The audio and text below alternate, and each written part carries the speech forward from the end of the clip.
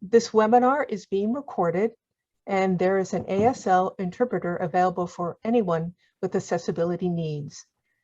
Please leave a message in the Q&A if you can't see the interpreter, and we'll try to adjust the screen. Hello, this is the National Council for Preservation Education's Summer Webinar Series, the third of 4 sessions on topics related to the Federal Historic Preservation Program. These informational sessions are for Ncpe interns, interns and fellows at other federal agencies and organizations, and anyone new to or interested in the subject. I'm Julee Johnson, the director of Ncpe's Internship Program and moderator of the webinars. This series is offered by Ncpe with the assistance of the National Park Service's Cultural Resources, Partnerships, and Science Directorate. Our panelists today are addressing the theme of climate change and its effects on parks and the National Park Service overall. In next week's webinar, we'll talk about the Great American Outdoors Act of 2020, the last session in our series. I want to say thank you for joining me today. I'm delighted you could participate and look forward to your questions and comments, which I invite you to put in the Q&A at any time. Before I introduce our panelists and my co-hosts from MPS, I want to briefly mention Ncpe's publication program. If you've watched the other webinars in this series, you've heard me say that the National Council is a nonprofit organization whose members are academic programs that offer degrees in historic preservation, heritage conservation, and cultural resource management. Part of Ncpe's mission is to facilitate the collection and dissemination of information and ideas concerning historic preservation and historic preservation education. One of the ways this is done is through the Preservation Education and Research Journal, also known as PER, which is a peer-reviewed journal published annually by the University of Minnesota Press for the National Council. You can find the first 10 volumes of PER from 2008 to 2018 at the organization's website, ncpe.us. I encourage you to visit the site, read and download these volumes. The articles cover a wide range of topics, such as the challenge of nominating the Underground Railroad in Delaware as a historic byway, found in Volume 2, a review of director Chad Friedrich's documentary, The Pruitt-Igoe Myth, in Volume 5, and Historic Preservation, Self-Determination, and the Resiliency of Traditional Pueblo Villages, in Volume 8. Abstracts of the articles and reviews in Volumes 11, 12, and 13 can be found at the University of Minnesota's Press website. Contact me for a copy of any of these volumes. Students and postdocs, usually working with faculty, have had their work published in PER. For example, Volume 12, which came out in 2020, includes the article Preserving the Painful by a professor and student from Dalhousie University. It discusses how to use preservation as part of a larger reconciliation process related to the trauma and forced assimilation of Indigenous peoples at Canadian Indian residential school sites. I mention this because the projects interns are working on, and in some instances the research they're doing, could be of interest to the preservation community, especially if it addresses larger themes or attempts to answer questions common to multiple sites. If you want to take your work this summer, or a research paper like your master's thesis, a step further by getting published, you're invited to review the submission guidelines at ncpe.us/publications, or contact the editor, Professor Paul Kapp, at phkapp@illinois.edu. I'm delighted today to be joined by Paloma Bolasny, the Youth Programs Coordinator at MPS's Cultural Resources Office of Interpretation and Education in Washington, D.C. Paloma has done an excellent job assembling the speakers for this webinar series, and I want to give her a chance to say a few words. at this time. Do you want to say hello, Paloma? Yes, thank you, Julie. Hi, everyone. Thank you for joining us. I'm Paloma. I'm the Youth Programs Coordinator with the National Park Service's Washington office in the Cultural Resources Directorate. And as Julie mentioned, I work with her to administer the internship program, the Ncpe internship program, among others. And I want to thank our speakers today for joining us and sharing their time and expertise with us. And thank you to Julie for setting up everything technical that goes on with putting on webinars, Zoom webinars. So thank you, Julie. I do have some announcements about accessibility. These are accessibility best practices for everyone to be aware of. To please keep your mic muted unless you're speaking. Use the raise hand feature instead of speaking unannounced. When speaking, have your video on. Introduce yourself when speaking. And to speak slowly, but not too slowly, not talking like a whale, but slow enough. I also want to share how to turn on the live transcript. There should be a button somewhere on your Zoom platform, however it appears for you. It will be with the other icons, other Zoom icons, and it says live transcript. And you can show subtitles. You hit show subtitles, and you can also change the size of the subtitles. As Julie mentioned, please put any comments or Q&A or questions in the Q&A. For some reason, our chat isn't working. If you joined us during the past 2 webinars, you know our chat worked just wonderfully. So who knows? But the Q&A is working. So use the Q&A feature for any comments or questions. And that's it. Thanks so much, Julie. You are more than welcome, Paloma. This is Julie speaking, and thank you for these excellent reminders. I know from personal experience, just from doing this series, that it's very hard to remember to introduce myself when I speak. I especially notice it when I review the captions and rewatch these webinars. And of course, I'm cringing every time I see that. So now I have a big note in front of me saying, introduce myself, and we'll see if that works this time. As I said, our panelists today will address the topic of climate change. You may put any questions for them in the Q&A, and we'll respond to them after each presentation. And thank you to Paloma for monitoring the Q&A for me. There will also be time at the end of the session for more Q&A. I will also provide contact emails for all the speakers, as well as information about our next webinar, the last one in our 4-part series. Finally, all of the sessions will be uploaded with closed captioning, open captioning to Ncpe's YouTube channel, which can be found by searching YouTube by the organization's full name, National Council for Preservation Education. The first 2 webinars in this series have been uploaded and are ready for viewing as we speak. I want to introduce our first speaker, Theresa Moyer, and maybe as I'm speaking, she can take over sharing from me, or she can try. Teresa has a master's degree in applied anthropology and a doctoral degree in American Studies from the University of Maryland. For both degrees, she focused on ways archaeology reveals the stories of enslaved people at historic sites that are often resistant to telling those stories. Teresa began with the NPS as an intern in 2000, including a stint with Ncpe in 2003, but became an NPS employee in 2008. Today, Teresa is an archaeologist with the Washington Office Archeology Program. So Teresa. Hi, can you hear me okay today? I can hear you. We're seeing your notes, and I'm not sure if you wanted that to happen. I did not. We'll do whatever you need to. It's not terrible, but we are also seeing the next slide. Oh, that's better.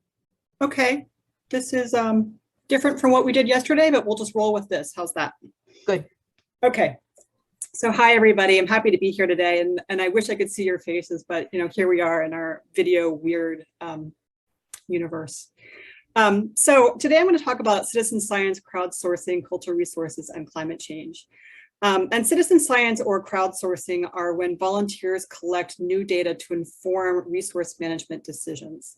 And I'm going to focus today on projects where volunteers help collect information that help manage cultural resources affected by or that track climate change. But citizen science or crowdsourcing projects include all kinds of projects involving cultural resources. So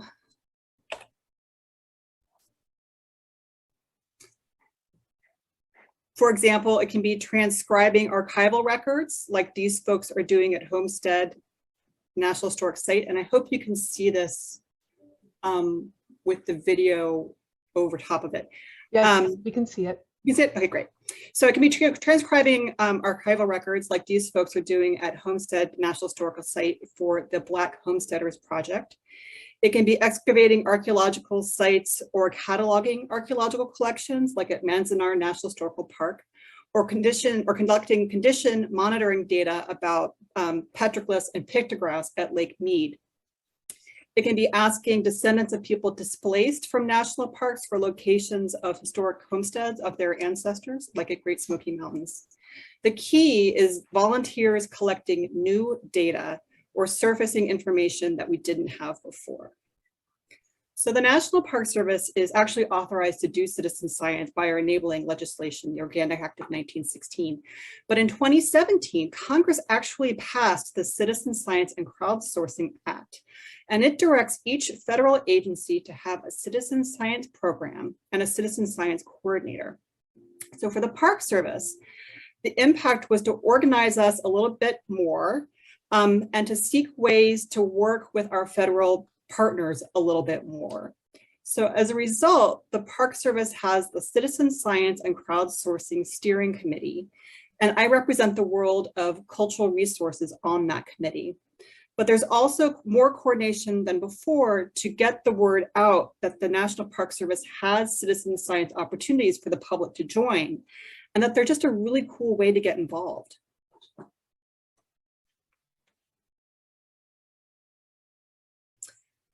So volunteers help cultural resources managers gather data about the impacts of climate change. That data can tell us what the changes are, how quickly they are happening, and what is affected and how that can affect living peoples in particular. So at Great Smoky National Park, scientists created research gardens of ozone-sensitive plants. And citizen scientists learned to recognize ozone damage, rate the symptoms, and analyze the data. Sochan is one of the 3 plants being monitored by the Smokies in its ozone gardens. Sochan is the Cherokee word for the cut leaf coneflower, which you can see here. And it's a food, it's sauteed with like bacon and garlic, and it's also used as a digestive tonic. So Cherokee students have planted ozone gardens in their schoolyard and also come into the park to collect data during field trips for chemistry and 7th grade science to track the health of these plants that are culturally significant. At Nez Perce National Historical Park, citizen scientists work with resource managers to track the number of camas lily plants. And that number had dwindled within park boundaries and become unavailable for traditional gathering practices. For the last 7,000 years, camas has been an important part of the Nez Perce history, life, and culture, as well as that of many other tribes of the Pacific Northwest. So recent climate change will impact the wet prairie ecosystem where the plants thrive. So tracking the camas also means tracking climate change impacts on park natural resources. The park is hoping that the density of plants will reach a point where they are dense enough where tribes can once again harvest them for traditional uses.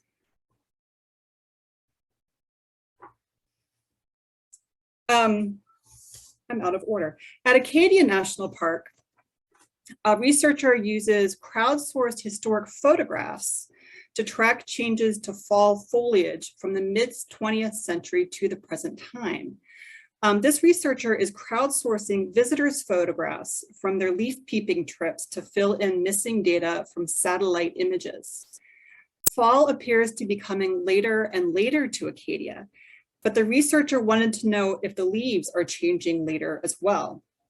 So this project, using this historic photograph data, will help park managers adjust their practices for the fall season.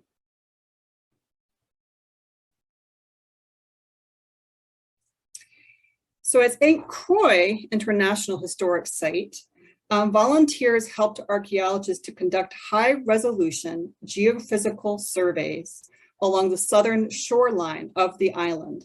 And the islands, that end of the island is eroding quickly due to tidal surges, storm impacts, and rodent burrowing. The island was the location of one of the earliest French settlements in North America. And this group documented any remaining resources ahead of additional damage that is believed to be coming as a result of climate change. Also at Acadia, researchers at the University of Maine are working with citizen scientists actually all along the Maine coast, but some of these sites are in Acadia. They are working with citizen scientists to monitor shell middens along the coastlines. Maine's coastal heritage spans thousands of years and begins with the indigenous hunters, gatherers, and fishers who relied on the rich resources of the region's ocean, coastline, marshes, and adjacent forests. The record of their occupation and the environment in which they lived is preserved in shell middens, which you can see here are from the shell heap at the bottom of the slide, and then it's also hidden under the sort of grassy, flowery foliage. However, these valuable archives of past human behavior are disappearing as sea level rise and changing weather patterns impact the Maine coast.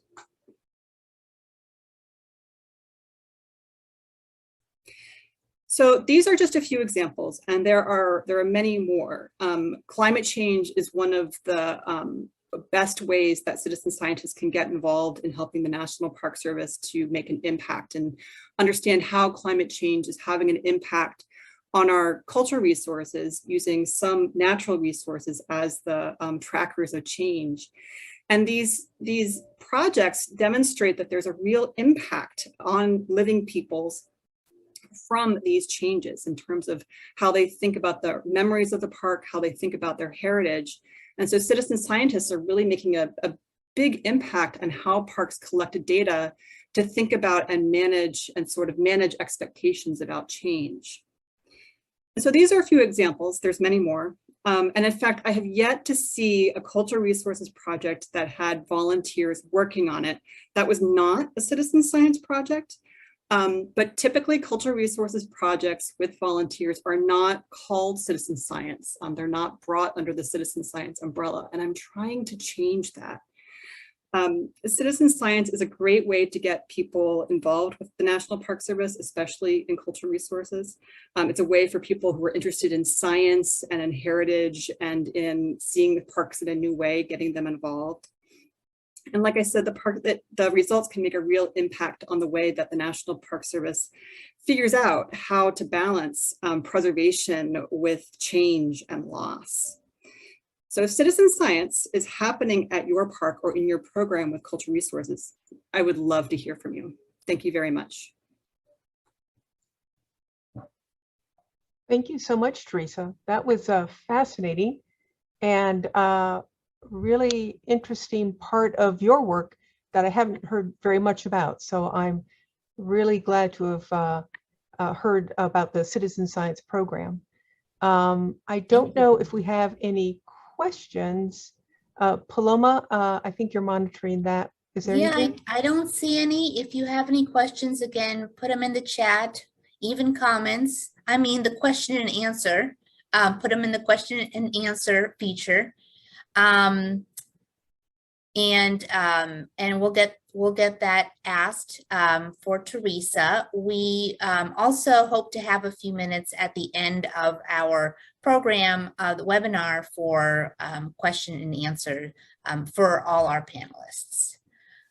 So while you're thinking of questions, I have one for Teresa, more on the administration side of the citizen science projects. Who in the Park Service, either regional offices or parks, organizes the cultural resources citizen science projects, and who oversees the volunteers? Like who are the employees doing that? So it comes from the park level generally. So a park will have a project where they can easily integrate volunteers into that project. So it might be in a curation facility, they'll bring on volunteers to help catalog archaeological artifacts. Or in a park, they will, as part of their volunteer program, they will integrate citizen science as a way to monitor historic structures or backcountry sites or something like that. So it's really coming from the park level. And it's sometimes from the resources management division, typically in collaboration with the interpretation and education folks. But then it's the volunteer coordinator at the park who sort of does that administration side, the signing of the paperwork and the permissions and the onboarding and all that kind of stuff. Got it. Thank you. Thanks. I'm always interested in how things actually work. It looks like our chat is open now, which is fantastic. Thank you for that update. And we do have some questions.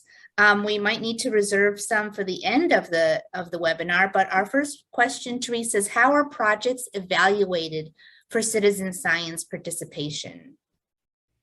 I'm not sure could the person follow up if I asked a question back? Are you looking for, what do you mean by evaluation? Are you looking for like how well it meets the needs? I'm not sure what exactly you're looking at. I would say that built into a good citizen science project is a reflection on whether the results of the project meet the project goals. So are you capturing the data that you need to capture? Is it answering the questions that you're trying to answer? Are you getting volunteers who want to participate on the project? Those are all sort of parts of whether or not a project is deemed a success. Thank you. Hopefully that answered your question, Sienna. Thank you. One more question for Teresa. Can you explain perhaps a bit more why you think that citizen science is a good umbrella term for crowdsourcing activities in the humanities / social sciences through cultural resources? So within citizen science, there are some folks who call it citizen science. There's some folks who call it crowdsourcing. There's some folks who call it community science. There's some folks who call it public archaeology. There's a lot of names. And the utility in lumping all of these activities of volunteers helping to collect new data under the term citizen science is that we don't typically need to explain what citizen science is. There tends to be one understanding of what it is. And so that means that we are using a common language, and that can be very useful. The fact that Congress has put out this law, and the fact that Congress asks federal agencies to submit a report on a periodic basis about citizen science activities in parks, it's very helpful if parks and regions call their activities citizen science, because then we can report the National Park Service's activities up to Congress in a way that's easy for Congress to understand. Great, thank you. That's a great question. Julie, do you want to move on to the next? I think we will. Yeah, we have another great question, but let's hold on to that for the next one. All right. Yeah, we will have time at the end for more Q&A, and promise we'll get to them. This is Julie Johnson speaking, by the way. And thank you so much, Teresa, for your thoughtful responses. Those are great, some great questions. The next speaker is Donna Graves. Donna is an independent historian and urban planner based in Berkeley, California. Donna develops interdisciplinary public history projects that emphasize social justice and sense of place using preservation, exhibits, films, publications, and the arts. Donna was instrumental in establishing and developing Rosie the Riveter World War II Homefront National Historical Park in Richmond, California, and co-authored the citywide study on LGBTQ historic places in San Francisco, and contributed a chapter to the National Park Service's LGBTQ National Themes Study. Donna is currently co-leading a project, History and Hope, Interpreting the Roots of Our Climate Crisis, to create a toolkit for MPS interpreters and educators. And she's joined today by Elizabeth Villano, the lead park ranger at Muir Woods National Monument, which is a redwood forest north of San Francisco. So if Donna wants to take it away, I see that you have. Yes, thank you. Thank you, Julie and Paloma, and hello everyone from Northern California. Elizabeth and I are going to share an in-process project that is just about to launch publicly. We're really excited about it. I don't know how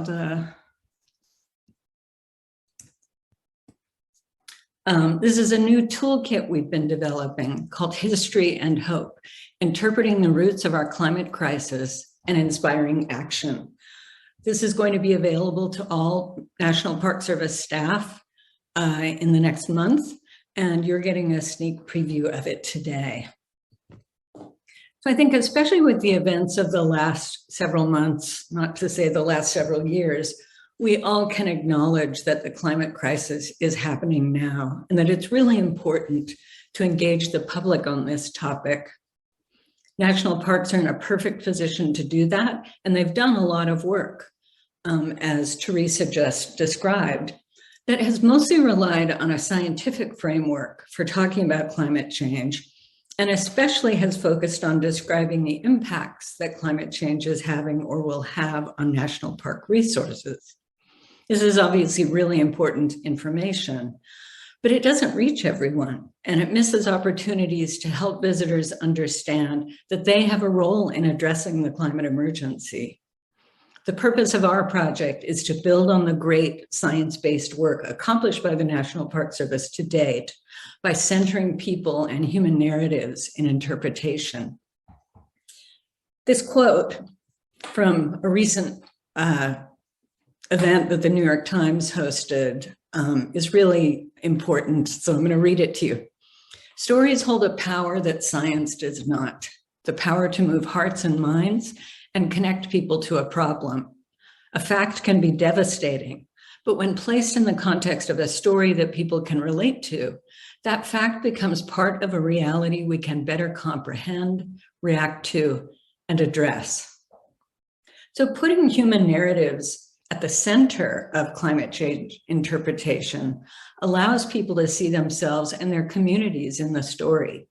It also enables us to talk about the environmental injustices exacerbated by the impacts of climate change on marginalized communities. Parks are in a good position to educate people about climate change and to promote knowledge and skills to take climate action. The goal of our toolkit is to help people create interpretive and educational programs that highlight sources of information, partnerships, and positive steps people can take to address and adapt to climate change. Parks are places where multiple stakeholders can meet and interact in ways that contribute to actions and policies that create a more just and climate-friendly future. And above all, they can help people learn about climate change, but also to care and feel empowered to act to be part of the solution. This is an image that was part of the rollout for our introductory webinar of 1 year ago in June 2021. The Cultural Resources, Partnerships and Science Directorate and the Climate Change Response Program of the National Park Service agreed to our proposal to develop this toolkit early last year. We held a webinar in June 2021, and we invited parks to let us know if they were interested in engaging with us as we tested our ideas. The response was really enthusiastic, and we ultimately selected the 10 parks you see here to work with.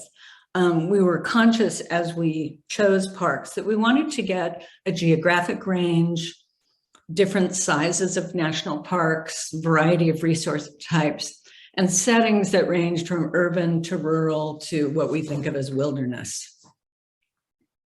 So with help from these 10 parks and others, we've developed 5 themes that can bring climate change interpretation to a wide variety of places. We're going to give you a brief overview of the themes and then describe 2 examples where we applied themes to one of the national parks here in California. So the first theme, path, how did we get here, provides a means to connect past decisions about how society has used resources over time, including industrialization and extraction, and our trajectory towards the climate crisis. The next theme, mobilization, how have people worked together for change, allows for programs and conversations about movements that have mobilized people in the past and how we organize for the collective action we need now against climate change. Traditional ecological knowledge and local wisdom, where do we find local wisdom to live sustainably, is a platform for exploring traditional knowledge and pursuing conversations about how past wisdom can help us chart a more sustainable future. Another theme, imagination and courage, or how do we adapt to changing circumstances, can highlight stories of resilience and imagination from the past that allow us to consider how we're going to adapt to shifting conditions of climate change. The final theme of security and safety, how do we identify and address perceived threats, supports conversations about individual and collective perspectives on how we've faced and addressed threats, large and small, in the past and those facing us today. So Elizabeth and I met at Rosie the Riveter World War II Homefront National Historical Park, and we're now going to give you just some very quick examples of ways we've applied 2 of the themes to that park. So for the path theme, in this context, it is about the trajectory of development since the beginning of the industrial era that's contributed to climate change. An interpretation along these lines at parks and other historic sites is a way to reveal how we got here in ways that can reshape our perspectives on our situation today. So Rosie the Riveter's connection to that path is at a particularly important moment. Several years ago, I found this 1944 map in the Richmond Public Library. It illustrates the organization of goods and materials and labor from all over the United States to Richmond's Kaiser shipyards that became the most productive in the world. We use it at the Rosie Visitor Center to interpret the effects of wartime total mobilization, the remarkable reorganization of society at all levels, government, corporation, business, neighborhoods, households, in a very short period of time. That seems like a very hopeful precedent to think about for climate change. And it is, but I also found this graph of greenhouse gas emissions in the 20th century not too long ago, that when you put it side by side with that 1944 map, it gives you a really different way of thinking about that organization of mobility, and now makes World War II seem like a very important turning point in our march towards this climate emergency. That black arrow points to 1945, the last year of World War II. And that you can see that that's when greenhouse gases started just shooting up. So that graph can make the map a very different kind of interpretive tool, one that helps us understand a moment when our economy, based on extracting finite resources from the earth, went into overdrive and pushed us towards the climate crisis that we're experiencing today. But path insights can also help us connect to efforts people are organizing around now, including climate justice. Richmond is a primarily low-income and BIPOC city whose residents have struggled and fought over, challenged poverty and long-term effects from over a century of toxic industries. The World War II shipyards were just one chapter of Richmond's long industrial history. Richmond is also one of the birthplaces of the environmental justice movement. So interpretation and programs that partner with local groups working on these issues can make the industrial history at the center of Rosie the Riveter even more relevant to residents and visitors. As part of our toolkit, and Elizabeth will get into more of the details of that, we've come up with guiding questions associated with each path. And these are just a couple that relate to with each theme. These are a couple questions that relate to the path theme. Does my site hold a history of extraction or industrialization? What resources do people here use to fuel their daily lives and work? Is there an environmental injustice story here? The toolkit proposes questions associated with each theme that will allow interpreters to think about its connection to their own site. Now I'm going to hand it over to Elizabeth, who will finish off our presentation. All right. So do you want me to take? Okay, perfect, Donna. I'm Elizabeth. I use she, her pronouns, and I'm the lead park ranger at Muir Woods National Monument. Donna explored the path theme, so the way our trajectory led us to this ultimate moment of climate crisis. And I'm going to explore the mobilization theme just a little bit. And as Donna alluded to, these themes intersect with each other, and they can't really be viewed in isolation. And in fact, when you tell a more full story, when we really dig into the complexities of history, that's when we're not oversimplifying the narrative. And that's when we can start to find the juicy and complex stories that help us as citizens gain the skills to move forward. So mobilization is how people have worked together for a change. Like Donna said, during World War II, there was a lot of mobilization towards a better future. The two images you see on the screen are two propaganda posters from World War II. The one on the left-hand side is talking about the idea of essentially reduce, reuse, recycle, refuse, throwing away your scrap and into the fight. You see this kind of red T, which says salvage and victory. And the image on the right is a woman in a grocery store, and the text says, rationing safeguards your share. Now, these images portray almost an idyllic time when people worked together to fight against a common cause and affect change. When you look at the amount of carpooling, when you look at the amount of resource materials that were reused, if you looked across a common denominality, there was a sense of unity. However, as other themes go into, and this toolkit does not shy away from, that pursuit was oftentimes at the expense of people. If you asked a white citizen about World War II, they might say it was one of the greatest times in American history. If you asked a Japanese American if they felt similarly, they might have a completely different experience because of the wrongful incarceration. So I just wanted to kind of state that it is getting into another theme, which is kind of these themes do intersect on each other and make them more complex, which we all know our history is. But Donna, you can go to the next slide and I'll show more of how mobilization applies to Rosie the Riveter.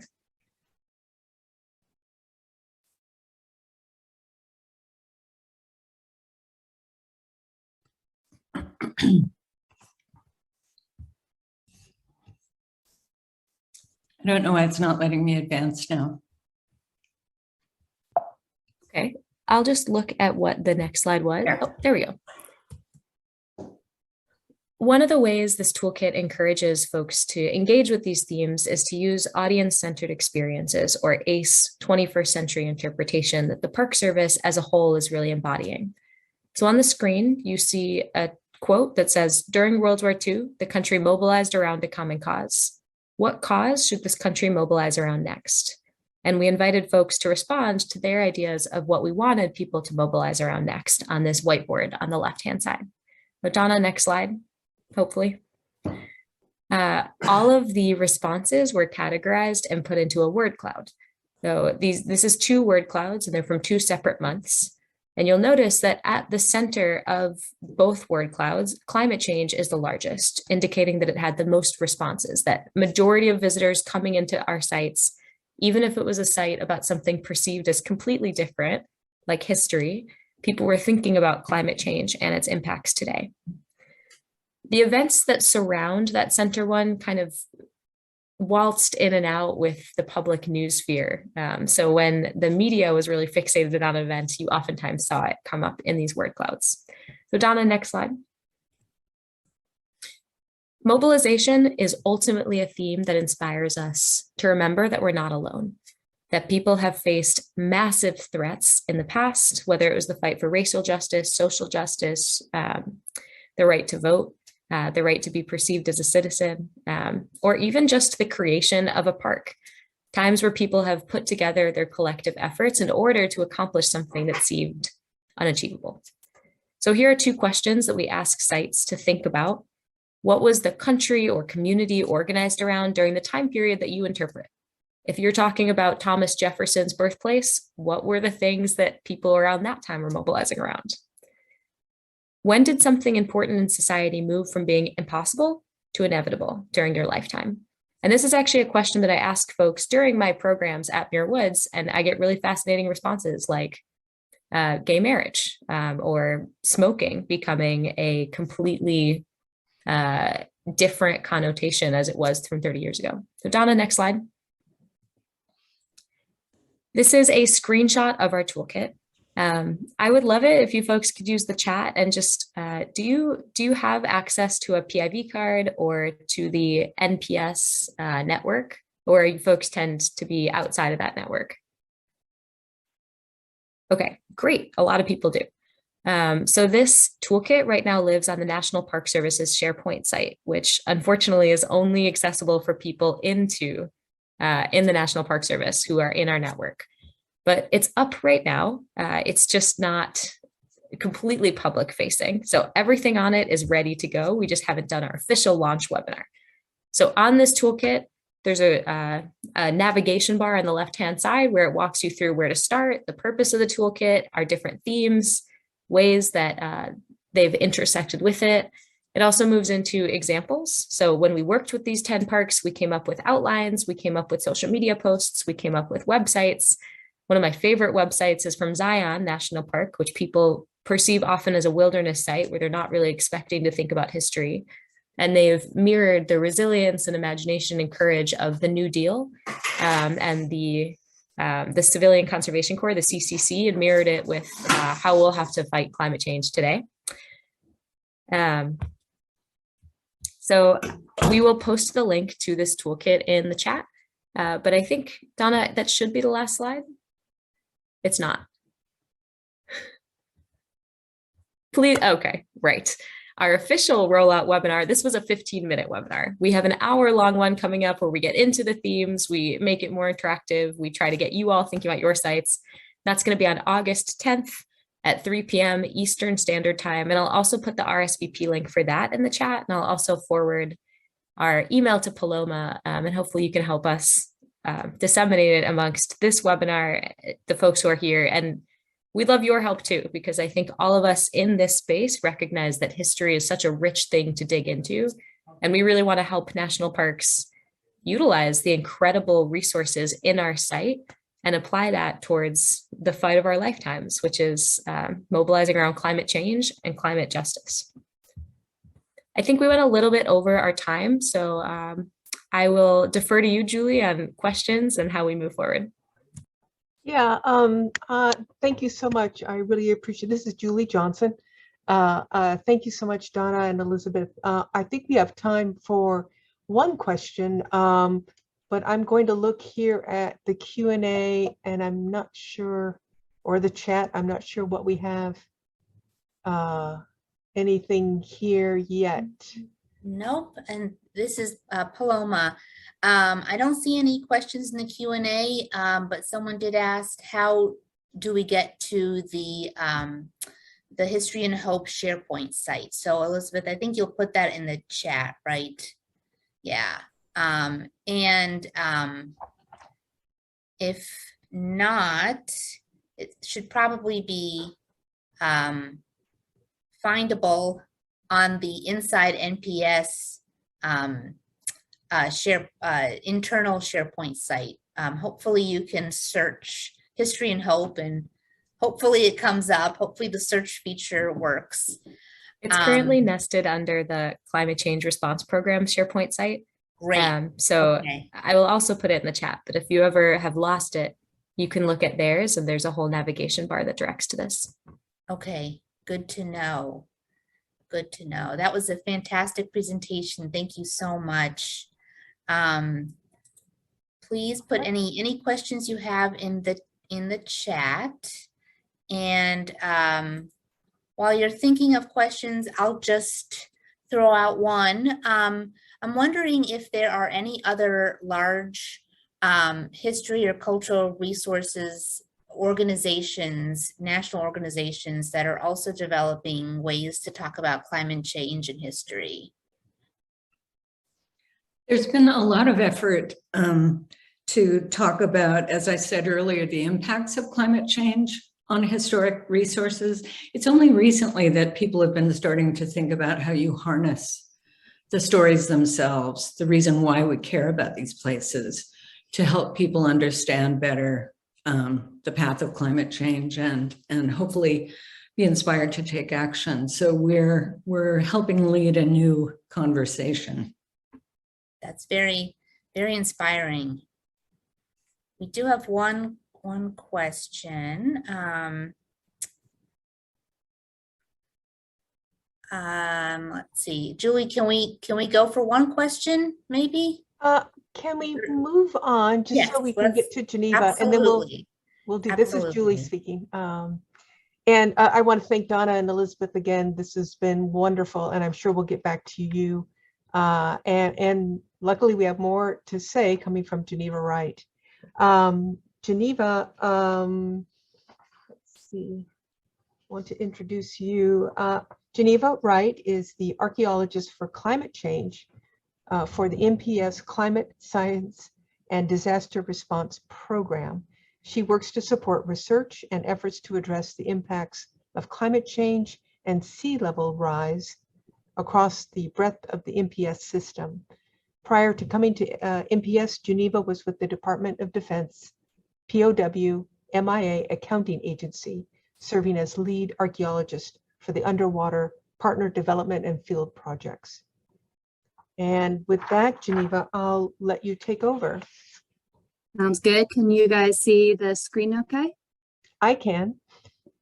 Okay. Well, thank you very much. I'm Geneva Wright, and I serve as the archaeologist for climate change for the National Park Service.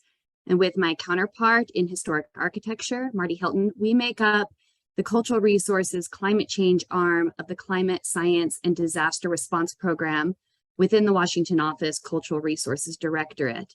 And so I'm really excited to share a bit about our programmatic work to address the vulnerabilities of cultural resources to climate change. So as we've heard throughout the presentations, climate change is the defining crisis of our time, and it's felt everywhere, including in our country's most special and iconic places, those protected by the National Park Service.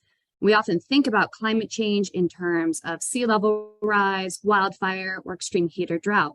But as Donna just said, we also have real impacts to cultural resources, historic structures, archaeological sites, cultural landscapes, ethnographic heritage, and museum collections that can be threatened or destroyed by changing environmental conditions. For example, many of the resources at Gateway National Recreation Area in New York were damaged by Hurricane Sandy in 2012.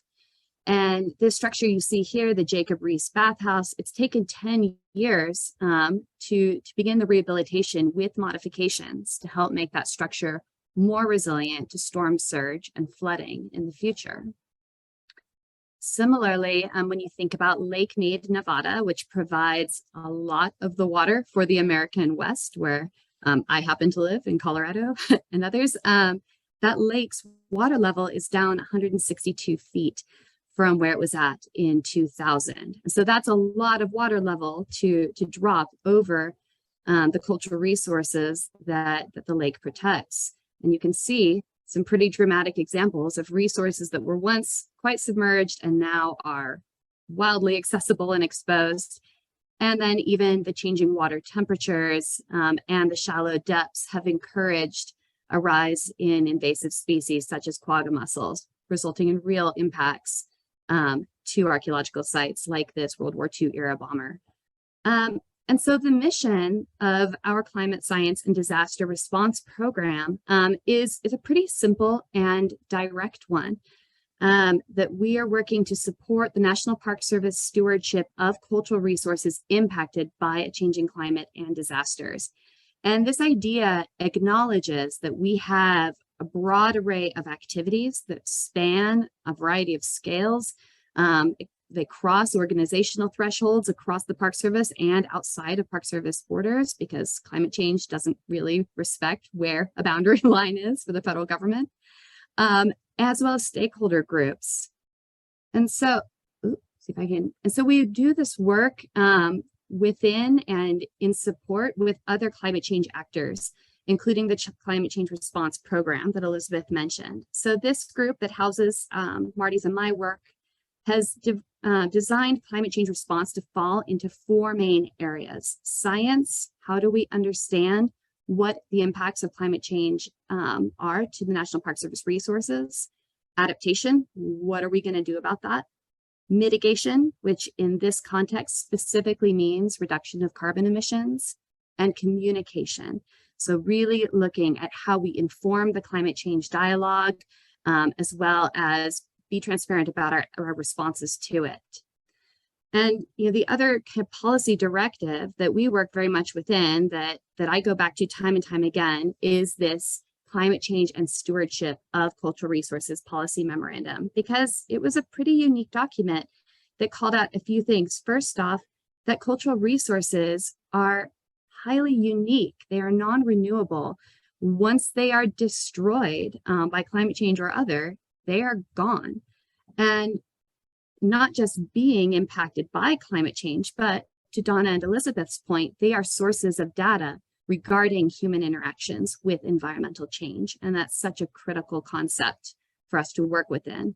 And the other element I want to call out here is a recognition of this last point down here, that the climate crisis is huge, it is broad, it is highly impactful, and the Park Service has so many resources that we do have to be able to prioritize what we do in order to be efficient and effective.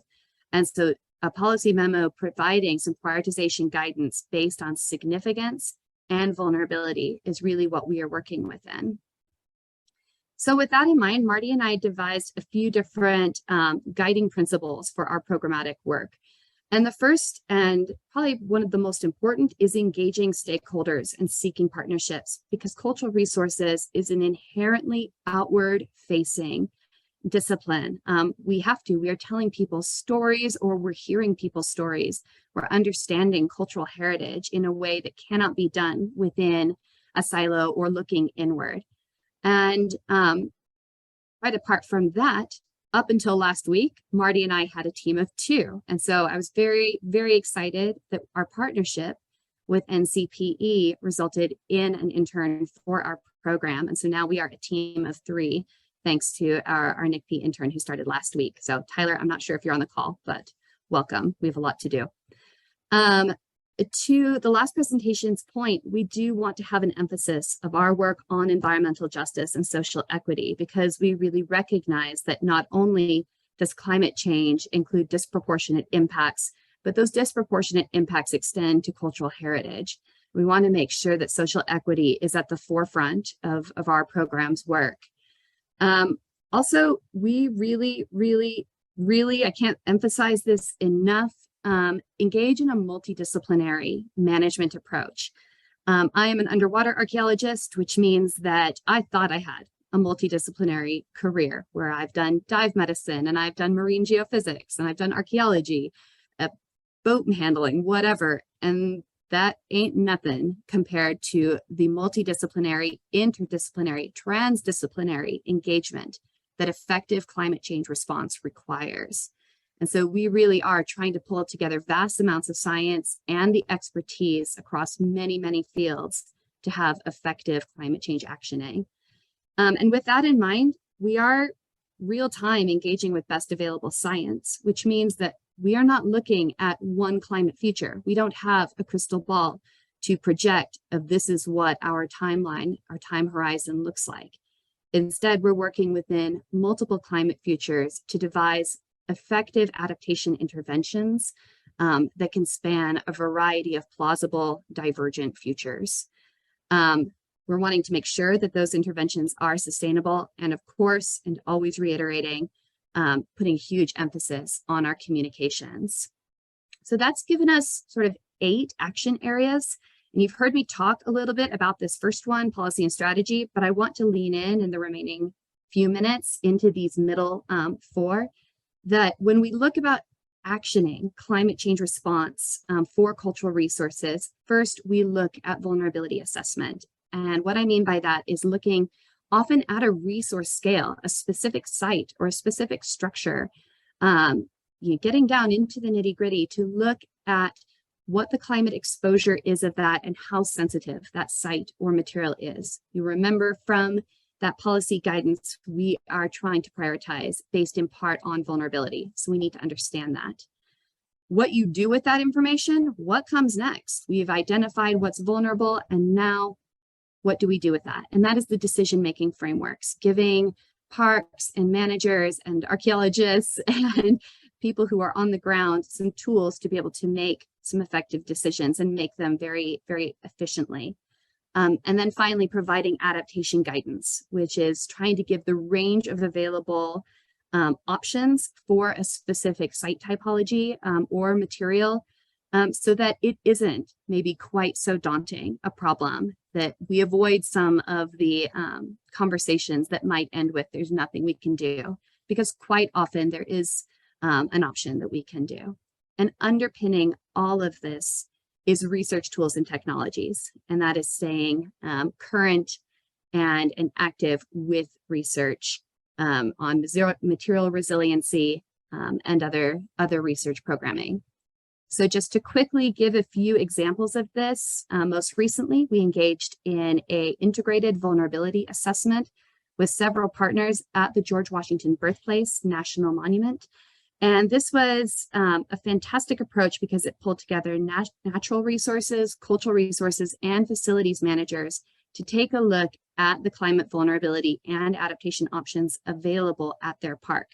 So for example, looking at this eroding shoreline, ensuring that the natural resource managers were engaging with the park archaeologists to understand the vulnerability to the sites that are embedded within those bluffs and within that shoreline. Likewise, as the cultural resource managers were working to preserve and protect the historic structures that are part of the focus of the park, also working with facility managers to understand the roads, the electrical systems, the sewage lines, that all are a huge part of how this park functions. Finally, the other one I want to call out was a workshop that we just piloted in San Juan, Puerto Rico. And not only did we do a similar vulnerability assessment, but we also worked with residential communities, selecting a specific neighborhood with FEMA that was dramatically impacted by Hurricane Maria and remains at high risk. And so trying to figure out not only cultural resource preservation, but also resiliency and adaptation and collaboration pathways for folks who are dealing with climate change in their homes and in their communities. So with that is a lot of information, but I do welcome questions, and I want to thank you for the time today and for interning with supporting the National Park Service. Thank you so much, Jeneva. That was really fascinating and a lot of information in a short period of time. I'm sure everybody on the webinar is digesting this. So I wanted to ask, this is Julie Johnson, by the way. I wanted to ask Paloma if we have any questions, either for Jeneva or any of our speakers. In the meantime, I think I'm going to bring up my screen again. Yes, we do have one question. Please feel free to add more to the chat. Oh, pull up the chat. There was one for Donna and Elizabeth. Let me scroll to it. And I think this could be for Jeneva or Teresa as well.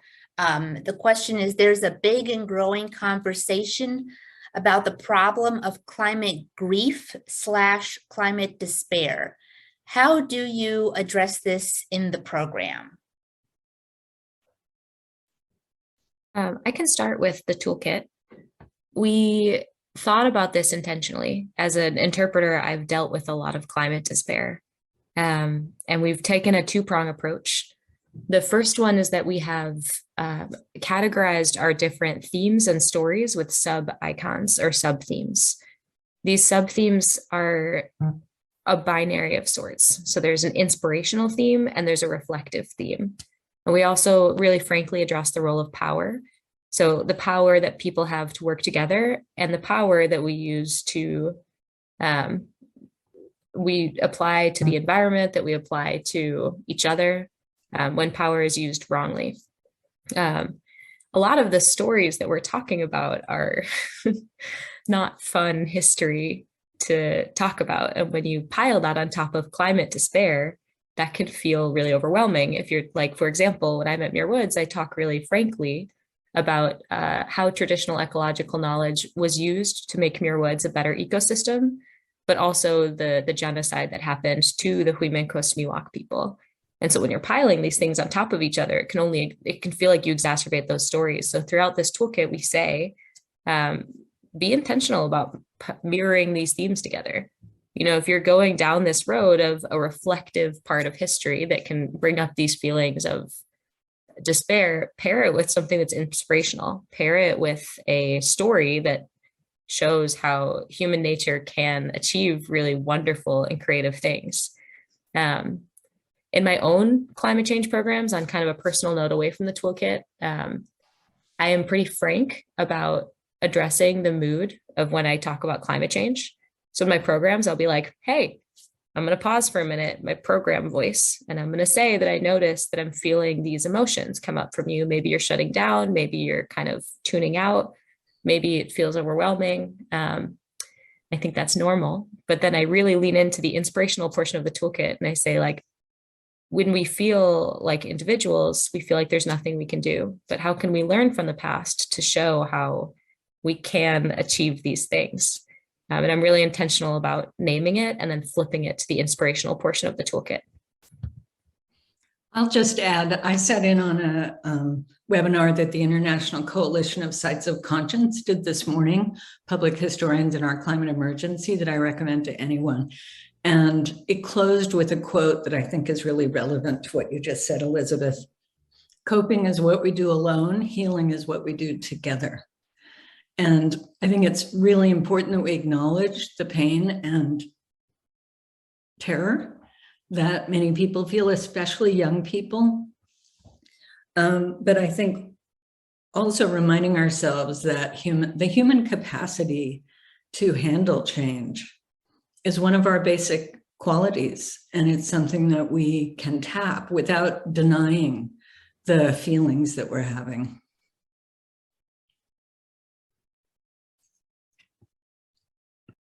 Do any of, this is Julie speaking, do any of our other panelists want to respond to the question?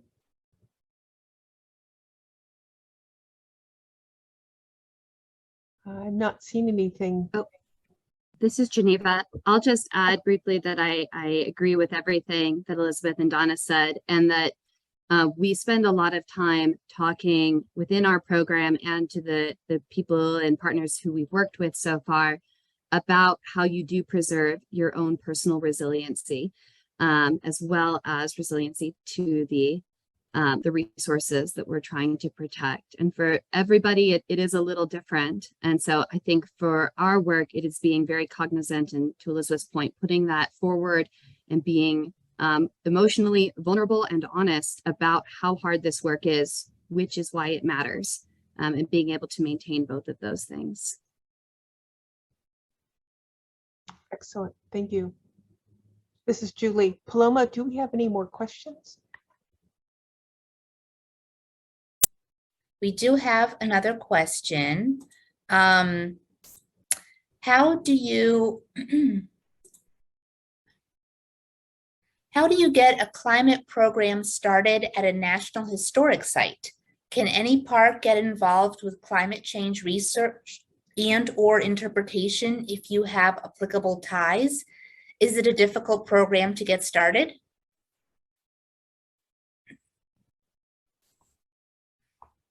And I don't know, maybe Teresa, if you can maybe address if, I guess, how parks get started on their citizen science cultural resources programs? Sure, it just starts with an idea and identification of a problem. Some parks will have done some baseline documentation in climate change, identifying what the risks are to their site. So they'll know, for example, that sea level rise is going to be a real big problem for their forts, for example. So it really just comes down to identifying that there's a problem and that there's a need for more information, and working with a volunteer coordinator to develop a project and recruit people to do the project. I make it sound easy. There's a little more to that, but there's a lot of people in the Park Service who are very, very good at developing citizen science programs, and the steering committee is happy to put you in touch with them if you're interested in learning more. Julie, this is Jeneva. Do you mind if I respond quickly as well? Sure, go ahead. The other thing I would add to that of climate programming kind of writ large is that we really advocate for climate information and climate response to be integrated into existing programming. And so a lot of times it's not even necessary to create a new program as it is to figure out how you can make every action at a park, whether it's engaging with a visitor or incorporating a new research project or creating the next major plan, to be climate informed and climate smart. And there are a number of tools available within the climate change response program, as well as our partners that help support that practice. And so sometimes that can make it a little bit easier to kick off as well. Thank you, Jeneva and Teresa. I'm going to end the Q&A there. Sure, and before you do, I just want to mention, Julie, that I did put the link, the title of the program Donna mentioned, and the link to the recording. Thank you, Donna, for that information. So you can go there and view that session. This is Julie. Thanks, Paloma. So thank you, everyone. I really appreciate it. Our last webinar in the summer series takes place a week from today, Thursday, July 28th at 3:30 Eastern. And it's about the Great American Outdoors Act. And our speakers will be talking about what's involved in planning for long overdue renovation, repair, and construction in the parks. And some of this might be very relevant to the topics that we're talking about today in terms of site restoration and projects involving climate resiliency. Just want to say, if you are registered for today's session, you are also signed up for that one as well. On the screen, there we go, is the contact information for today's panelists. Thank you very much to the panelists for speaking with us on a really interesting topic. I appreciate your time. And as I said earlier, so much information was packed in today. I know I say that every webinar, but it really whets your appetite for more. which is a good thing. This is how we learn, and it's meant to be educational. So we can do a little self-study and find out more and investigate on our own. Really appreciate the information. I want to thank you again for participating, everyone. And the good questions. Thank you. Great questions. Yes. So thank you all to our speakers. Thank you for joining. Thank you to our ASL interpreters. Thank you to Julie. And I'll see everyone back here next Thursday at 3:30 Eastern. Thank you. You will. Thank you so much. And next week. Bye-bye. Bye-bye.